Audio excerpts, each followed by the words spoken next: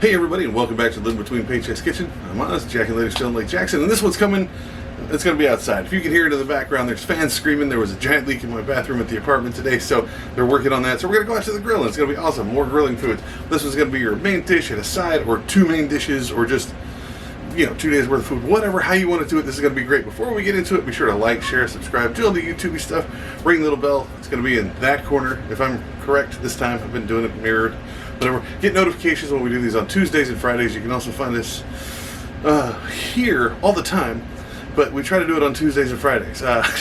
So we do a lot of different stuff on TikTok and stuff too. There's also a link down the doodly for our merch. Shameless plugs over, and let's just get into the food. All right, super simple. This is three things. You want to get some of these pork ribs. I looked out and got these for like $6. I don't know if they're like day old. You want a bundle of the asparagus for a couple dollars, and for like less than $1, get you some dry rub. Now this is the Memphis Pit Barbecue dry rub. Yeah, it's like, I think it's like 60 something cents where I got it, and on top of that, you're gonna need something to put it in. You can put like Ziploc bags, or you got the Tupperware if you don't mind a crap-a-lanch when you open the drawer and it all falls on you, whatever. But I like using that stuff. First things first, go wash your stuff. You're gonna have to cut off the end. So get a nice rinse through, let it soak, make sure to rustle it out. Now, root band back, and you want to take about an inch and a half, right? I usually cut it and cut back into the white parts of it, just to keep from getting it all crunchy, stringy, and horrible. Now, your ribs, you'll see how they got the cuts on either side. Now, take a knife, and you're going to cut about halfway down, about a 1/4 inch in between each other, and then flip it over and cut in between those cuts, not all the way through, right? Basically it makes it where it doesn't get all stringy. Both of these cuts, both to the vegetables and the meat, are to keep the strings out from between your teeth. See how it kind of alternates the cut on either side? Super easy. I don't ever trim the fat off of these, but it takes about 10 minutes to cut them through. Just cut on one side, cut on the other. Now once you get them, put them in either a Ziploc bag or this container. You want to put about a 1/4 of the rub, and then rub it. Like, you're gonna take it and spin around here, mash it, make sure it gets in all the cracks and crevices and stuff, and then add a little bit more. Now you want to leave about a 1/4 of that little packet of rub in the rub for your asparagus stuff. So I put about a 1/4 in, rub, another 1/4 to make about half of the packet, rub, and then another 1/4 for all 3/4 of it in there, but just not all at once, so it doesn't just chunk up. So once you do that, go ahead and cover it and set it aside. Now I put my asparagus, plastic bag, just buds down in here. You can add some olive oil or butter if you're worried about it being too dry or whatever, but I've never had an issue with it. Go ahead and add that last 1/4 of your rub in there. Now make sure it is sealed. Be sure it's sealed before you do this next part. Shake it up, stir it around, make sure that rub gets on all that stuff. If you don't, it's going to fly everywhere, and you're going to have rub and asparagus all over your kitchen. Now let these set for 2 hours or overnight.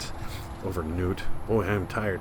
Now, what you want to do is get this started, but like it sits in the back a little bit, and I always make sure to get a wire brush and scrub my stuff down, usually because I keep the grills outside. When I didn't have these community ones, and you don't know what crawls on there after the food and stuff later, so I always want to let the fire burn a little bit and then give it a nice wire brush scrub there. Okay, so I got the fire on, got it set on low.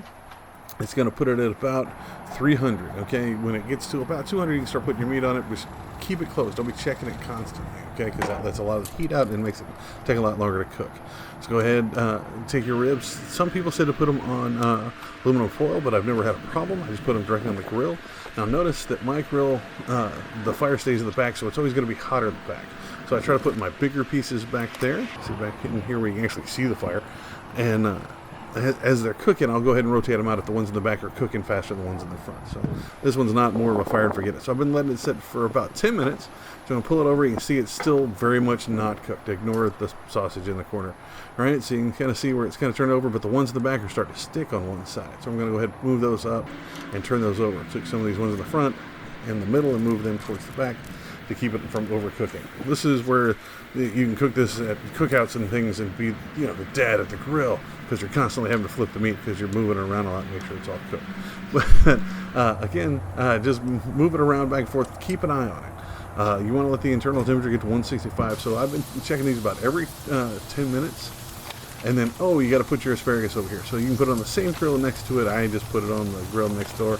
because I have two at hand, but just put them on the one. Now be sure to put them across where your slats are here. Now if you got like the grate, you don't have to worry about this, but if you got the slats or the rails like this, you need to take them where they won't fall directly in there. I can't say how many people is like, man, I tried the asparagus on the grill, but it just fell in there. Like, holy crap.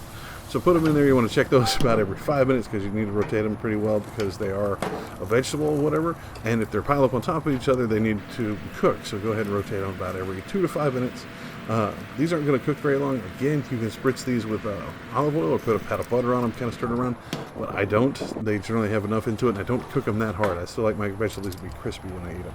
Now, again, check these. This has been 10 minutes with only one rotation. You can kind of see how all those cuts are kind of straining out, making it A, look bigger, and B, let the seasoning get in the middle of that. So just keep an eye on it. Like if it's cooking too hard in the back, be sure to rotate it. Don't worry about your grill lines too much because the cuts are going to make those kind of, you know, not needed, I guess, or impossible to really notice. So you get your asparagus and it's starting to get where it's just a little bit limp, but it's definitely cooked. You'll be able to smell it. Go ahead and pull that off, put it in your container to your side, or just put them on plates just straight from there.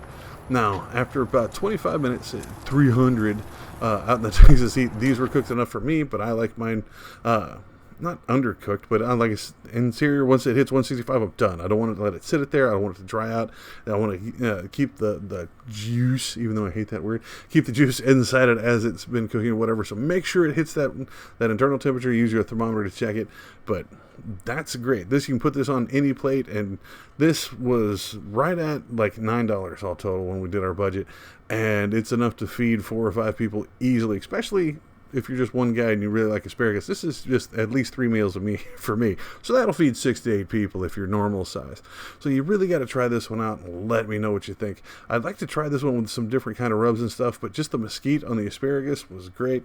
Somebody said use the butter, but the butter seemed to cook off and or drip out when I was cooking it in the grill, and I didn't want to use aluminum foil to do it.